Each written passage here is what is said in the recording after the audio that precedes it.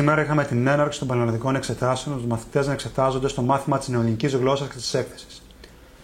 Η έκθεση επικεντρώθηκε στις ανθρώπινες σχέσεις και ζητούσε συγκεκριμένα τους μαθητές να δώσουν τα χαρακτηριστικά στο πρώτο ζητούμενο της αληθινής φιλίας και στο δεύτερο το πώς επηρεάζεται αυτή από τα μέσα κοινωνικής δικτύωσης, είτε θετικά είτε αρνητικά.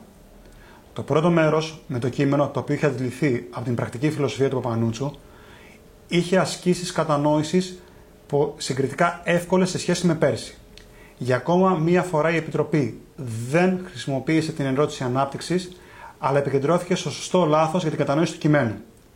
Το κείμενο ήταν μέτριας δυσκολίας όσον αφορά την απόδοση της περίληψης, ενώ οι μαθητές έπρεπε να ξέρουν αρκετή θεωρία από την έκθεση, γιατί εξετάστηκαν σε πολλά ζητήματα από αυτής. Τα συνώνυμα και αντώνυμα που δόθηκαν προς εξέταση δεν είχαν ιδιαίτερη δυσκολία, με εξαίρεση 2 λέξεις που ενδεχομένως να δυσκολέψουν τους μαθητές.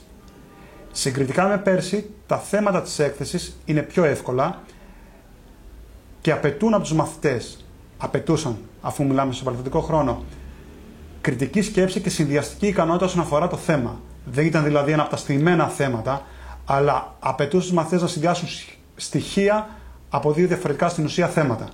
Να φανταστείτε το θέμα ήταν συνδυαστικό, αξιοποιώντας τόσο το θεματικό κύκλο της πρώτης λυκείου που αφορούσε την φιλία, όσο και το θεματικό κύκλο της Δευτέρας και Τρίτης λυκείου που αφορούσε την χρήση των μέσων κοινωνικής δικτύωσης.